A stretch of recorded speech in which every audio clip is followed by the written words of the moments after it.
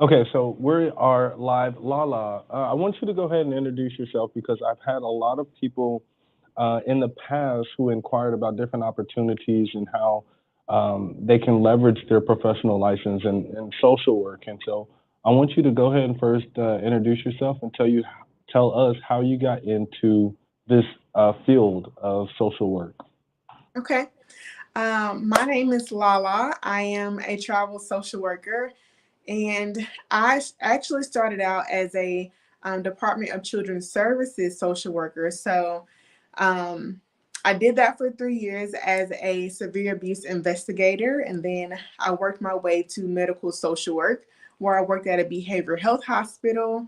And I did that for 2 years, took my licensure exam, and now I'm here.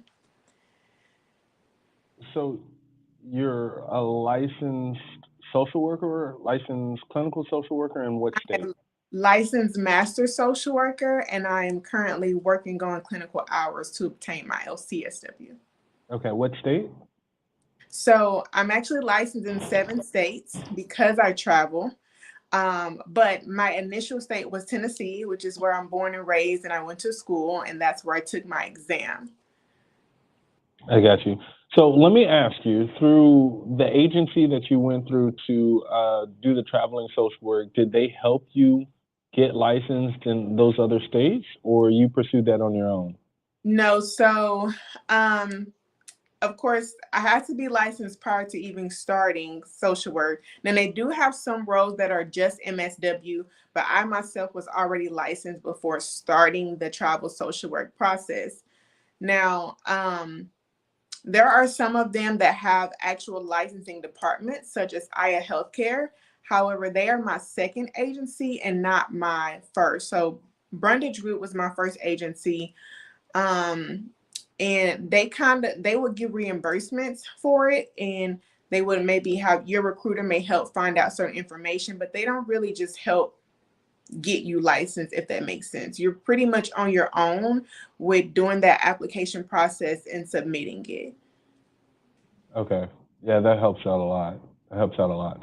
Let me ask you this. So, and I guess we'll get to the different agencies and the recruiter, the companies that you're with, and how you got into that. But how did you stumble upon traveling social work? How did that just fall in your lap, or how did just tell us how about that journey? Yeah. So of course I knew a lot about travel nursing, and actually at my hospital that I worked at for 2 years, we had a lot of travel social workers there. Not social workers, nurses there. Um, However, within my first year, I had a counterpart who left to become a travel social worker. So that's when I kind of gained knowledge to really know it's really a thing. But as I continued to work at the hospital and made relationships with other travel nurses, they started to really give me the nitty and gritty of how the industry really works with contracts, what agencies are good, how to negotiate your pay, what pay is good, what pay is not. They really kind of gave me the in and outs and the starter agencies to work with based on their experiences. Mm, that's good. So let me ask you this. Oh, Jenny Gibson said, "Great information. Thank you for this talk. Thank you for the support and tuning in." She's on LinkedIn. Thank you. Um, so let me ask you about medical. Is medical the only way to do this work? So behavioral health, psychiatric, or medical, is that the only agency where, or the companies that those contracts where you can provide services as a social worker? Absolutely not. So now medical social work is a big bulk of what the travel social work contracts look like. However, school assignments that I see spread out here and there. There are also clinics that may be therapy clinics, sometimes transplant clinics, dialysis clinics. It does vary. Now, granted, transplant, dialysis, those still are in that realm of medical, but it's just going to be in a different, standpoint. So, medical also has many different avenues into which you can go. But I have seen school social work, and I've seen a couple of different clinics for therapy that have options as well. So, how long have you been doing this? I've been doing this a little over a year now. I started January, made a year. So I'm about a year and 3 months ish in. Tell me the pros and tell me the cons. So one of the biggest pros, of course, um, is the pay, but that's not the best pro. For me, one of the reasons that I got into travel is because where I was at, I felt like I was only learning so much. When you're in a state and you learn what's there, after so long, you pretty much know it all, or you know the bulk of what's occurring.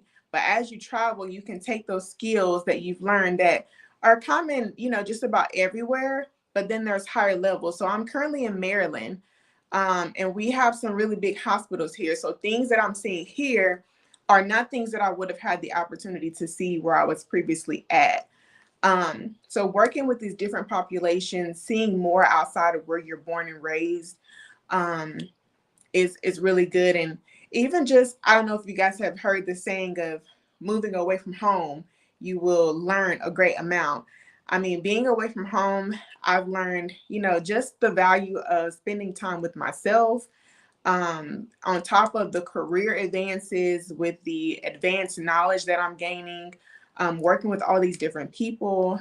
Um, so the networking, the knowledge that you continue to grow that you wouldn't, get just where you're from is very extensive. And for me, I feel like it's going to help me be well rounded when I get to my long term goal because I've worked in all these different environments.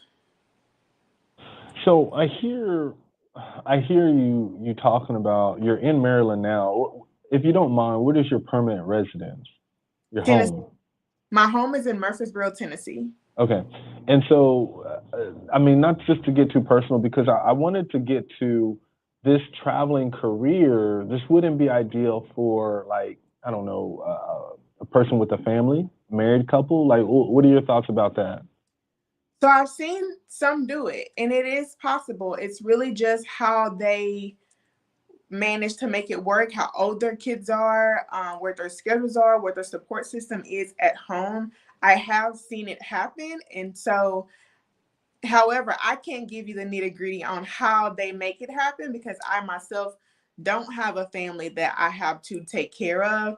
And I actually don't think that travel is something I would want to continue doing if I once I get to that point of having a family. I really want to be able to just really enjoy and be with my family and not feel like I have to constantly be away to make a living. But there are some who make it happen and they really rely on their support systems. They create a routine and they stick with that routine. Um, and I would also say you have to be very selective about the contracts if that's what you choose to do, because that's going to really decipher whether they provide the finances for you to be able to do that, depending on where your family is, how far away they are. Let me ask you this question: do you need to be a 1099 or a W-2 whenever you take on these contracts? It sounds like a 1099 position. So some of them are 1099. I do believe this year when I filed, I actually had W-2s, I believe. So I think it's just kind of depending on the contract itself and how they're billing. Okay.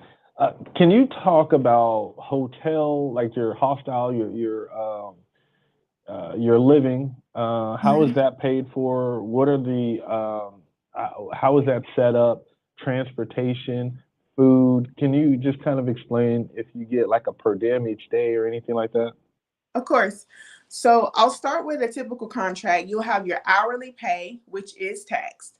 And then you have your stipends, which are your per diems and housing stipends. Those are not taxed.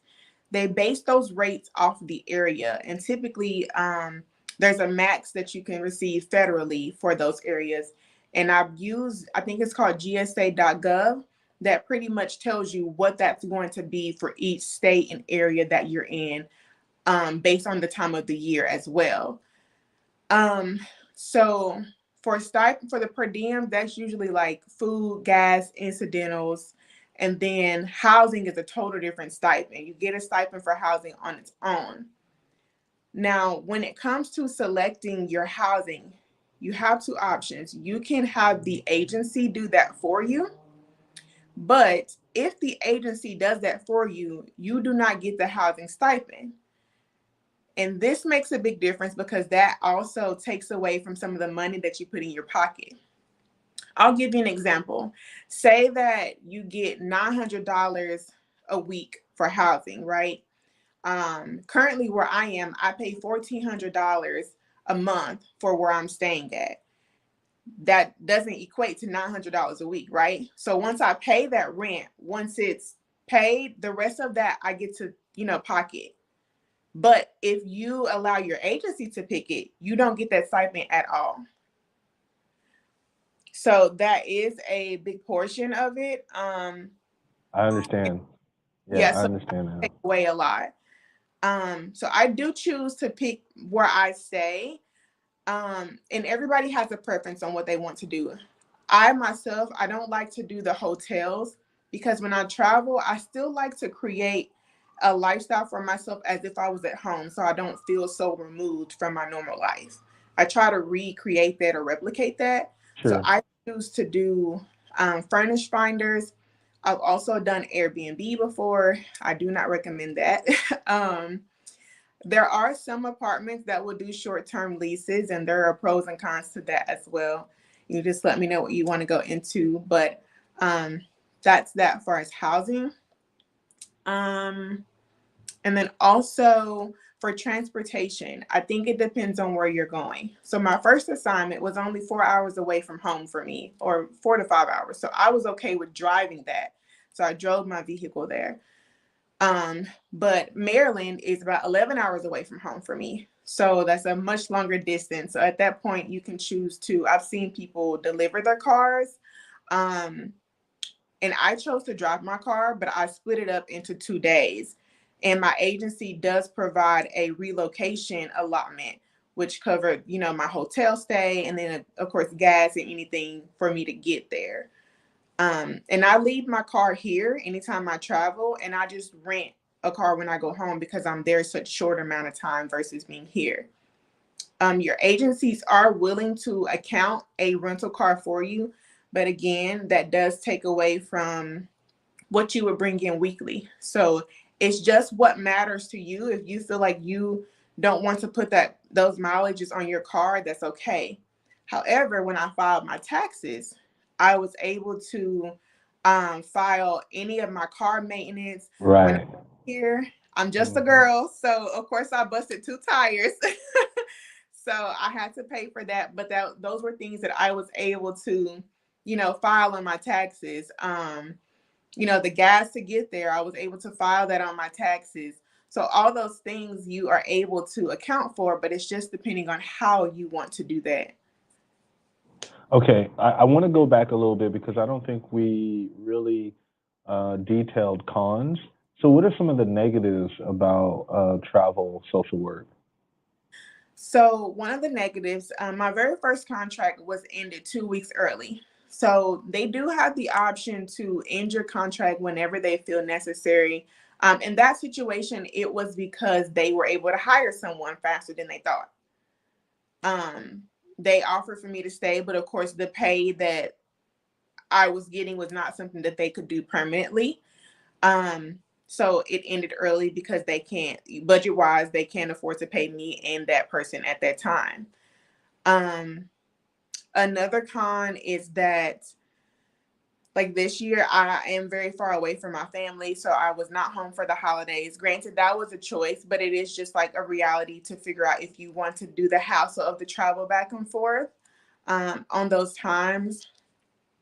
Also, um, the licensing is also can be a con because we don't have a compact license, so you have to apply to every single state.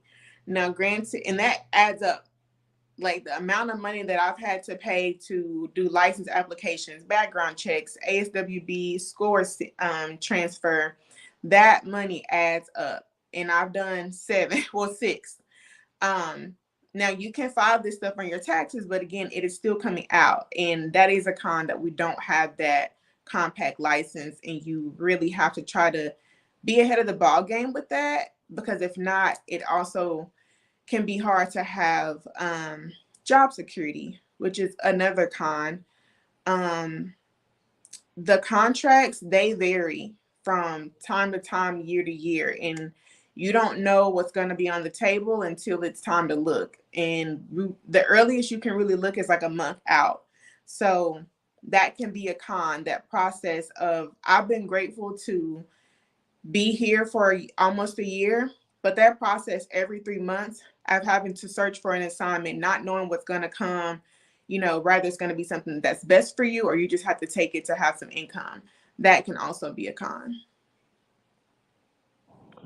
Man, that was good. I think that was really good. Let me ask you about. You said that they canceled it within like 2 or 3 weeks or something like that. Let So me ask you, how long do you stay out on each assignment? they're all about 13 weeks. They did let me know quite a bit ahead of time. So I knew about a little bit over a month before, actually, um, that it was going to end early, but it still was, again, not a part of the initial plan. But each contract starts at 13 weeks. And is there like overtime available, or is it standard 5 days a week, 8 hour shifts? Like, what does that So look it like? depends on the hospital. The particular hospital that I was at, they were very tight on budget, so they did not really want me to work overtime. The hospital that I'm at now, they also, they have overtime hours, but I'm not allowed to work those hours because of, again, the pay, how much they would have to pay me hourly. But there are hospitals that do offer, overtime if you want it, or if they allow it. There are some hospitals that do, and it does specify in your contract what your overtime hour rate would be, which is usually what deters them from wanting you to work those overtime hours. Hmm.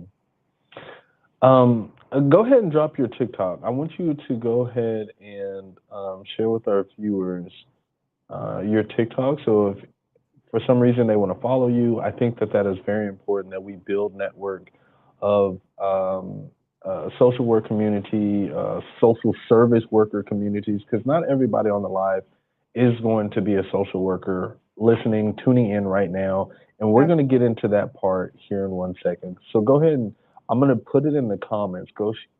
So go ahead and share that with us.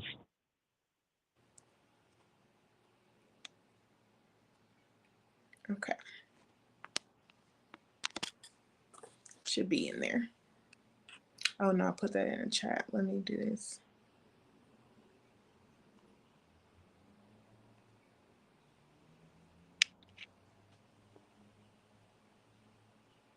Okay, so I just did it for you. It's Okay. underscore Lala M. Yes. Okay, underscore Lala M. I just put it in the chat. For those of you who are on YouTube, I'm gonna have to go back on the Facebook and the LinkedIn to put it there as well. But underscore LALAM. And I do have Underscore a YouTube page. Lala M. Go ahead. I do have a YouTube page as well. Go ahead and tell me that. It's also Lala M. I actually believe it's Lala M Wellness.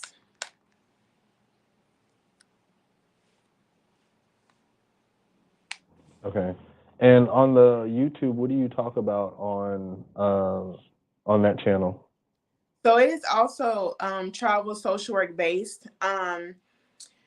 I have a series on there called Contract Diaries, where I walk you through my process of finding out that my assignment was ending 2 weeks early, and the process to getting my next assignment. So the process where I was applying to all these different licensures, why I applied to them at those times, what some of those processing was like for each state, my interview process, when I got interviews, when I didn't, how I felt after those interviews, the responses from those interviews. So I do have a series about that.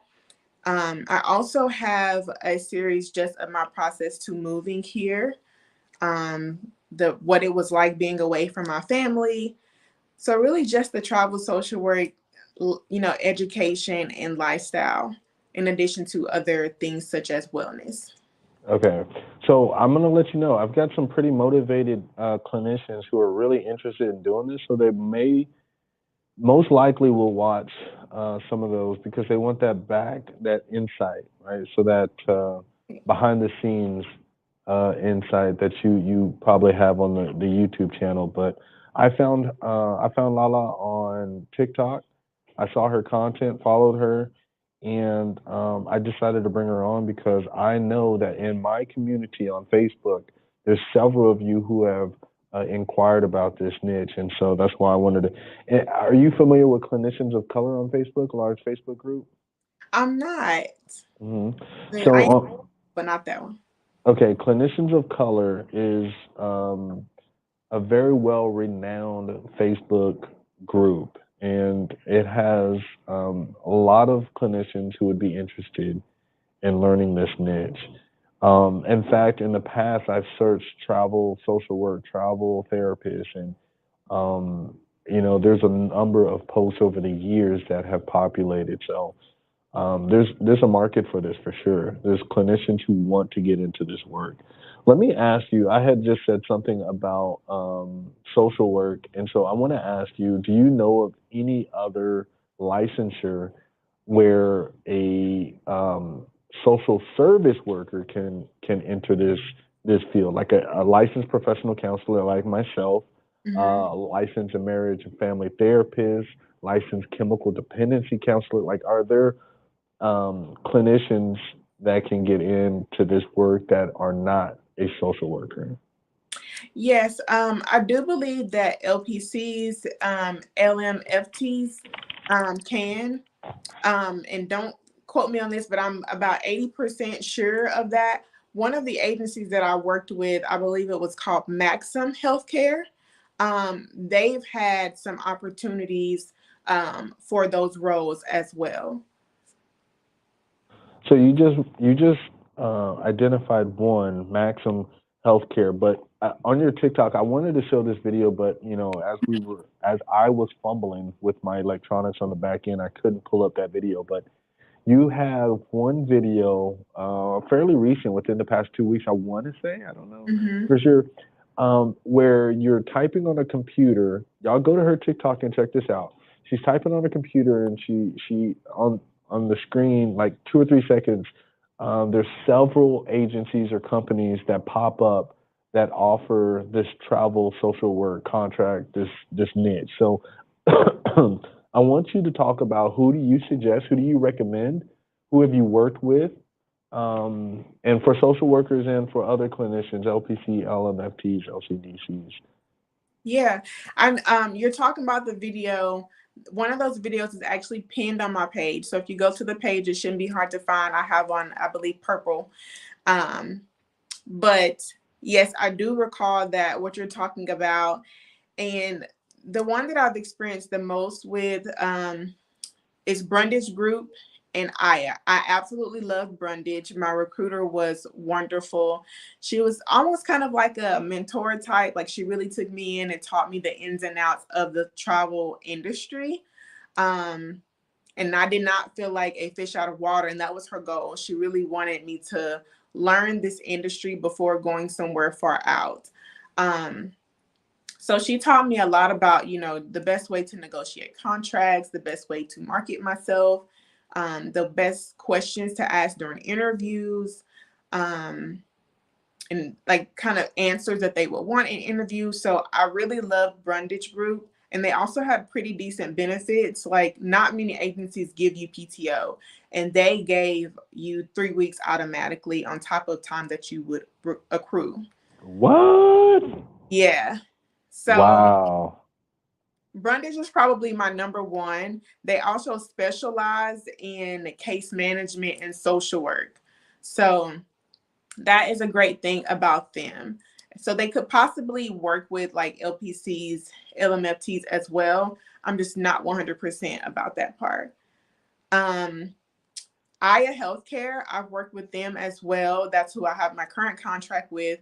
They are really good too. They have a big spectrum of contracts and they work with, really big hospitals that some of these smaller agencies, such as Brundage, wouldn't have contracts with.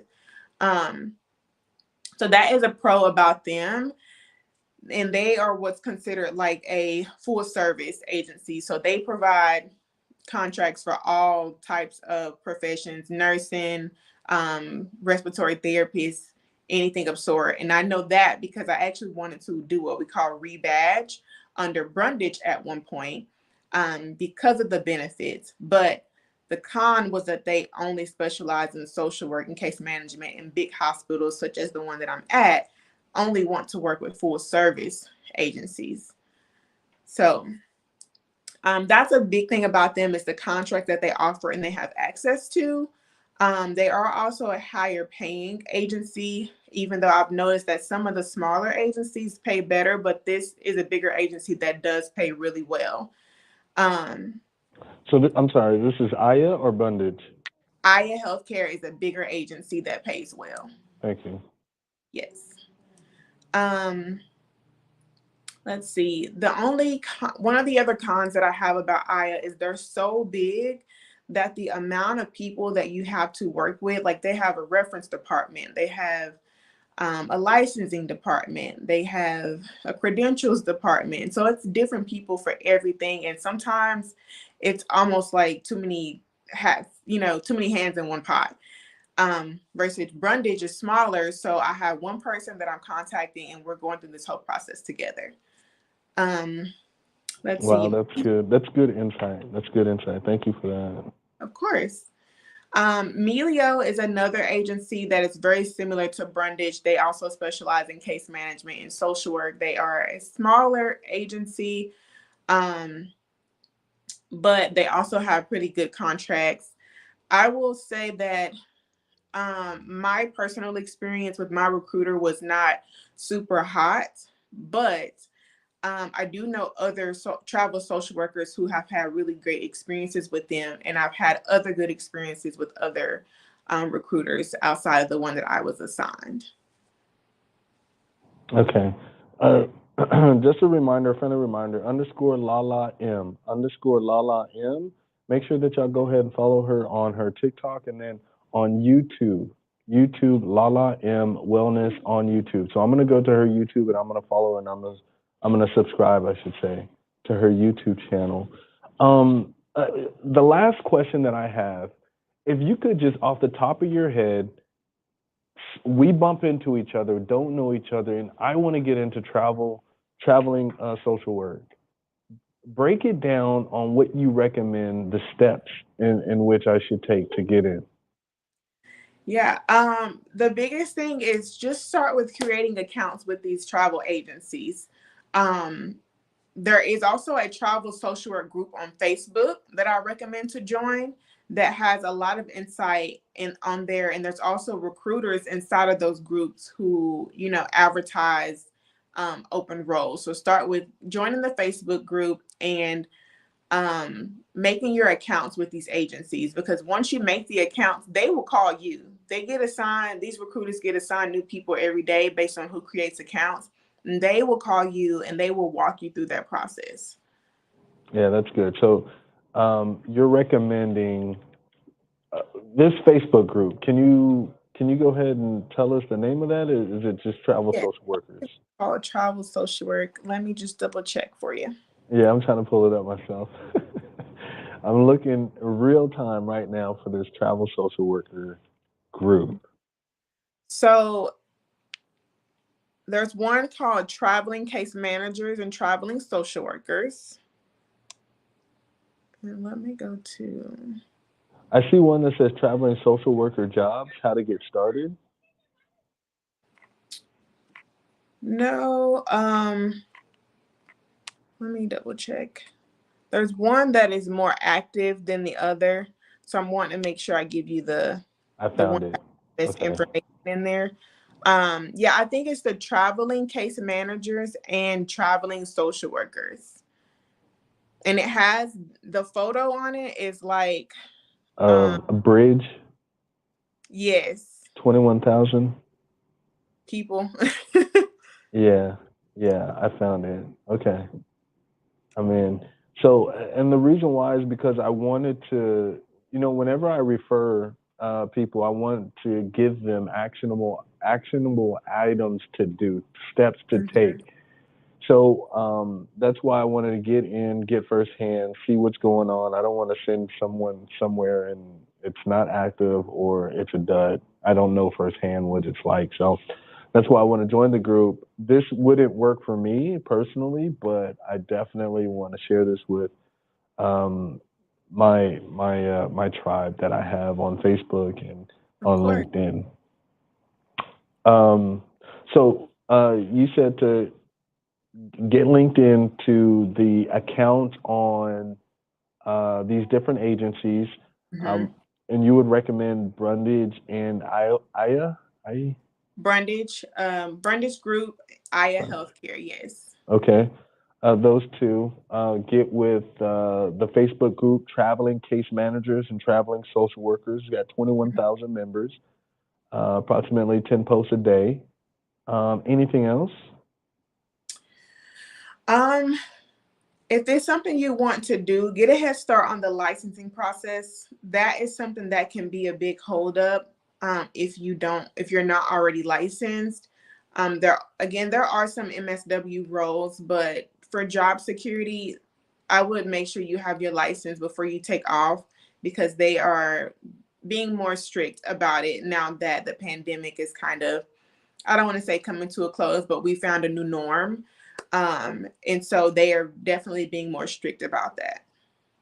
Tell me, what states do you recommend? Like, I want to ask this question very strategically because when I say recommend, as far as like the contracts with Brundage, Hmm. Aya Healthcare, Hmm. um, I guess where the most work is. Where can it be more feasible or easy to get the work, the contracts?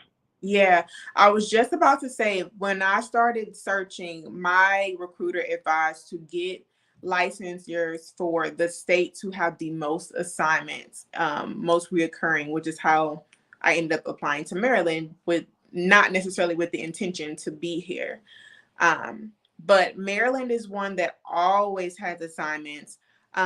Washington is one as well. Um, I want to say those in California, but I will say California does not always require licensure. They have more assignments for MSWs, but it's just about if you want to go that far. um, and you have to be careful with the assignments for California as well. So I would say those three areas for sure. I'm sure there are more.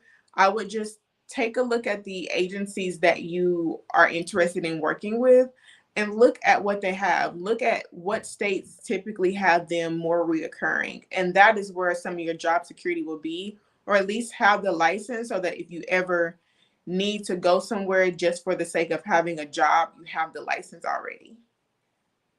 It sounds like licensing is a headache, and it makes sense. All the paperwork, the submissions, you have to go back and request documents and all this stuff. And so, um, I guess what I'm asking, I want to ask you, do you think before they should get started, apply for licensure in those states before they, if you're in like a big state like Texas or you're in a big state like California, New York, can you those states to get those contracts? I know I cut out just, but if you heard that,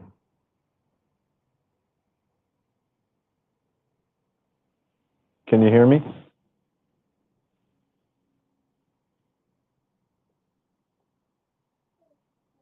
I may have lost you guys. I can't hear you.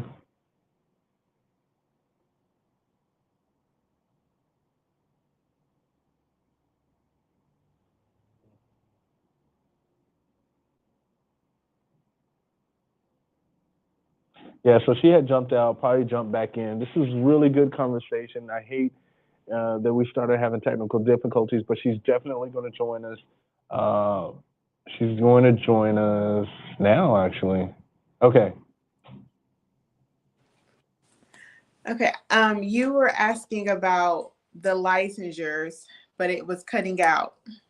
Yeah, so basically my question is before a clinician would get into this, do you think that they should go pursue the licensure before getting active with a recruiter? Um, I would say have one or two, at least one. I don't, the thing about it is applying to all of these different states, I don't recommend unless these are areas that you're interested in or you Hmm. see an assignment that you have interest in.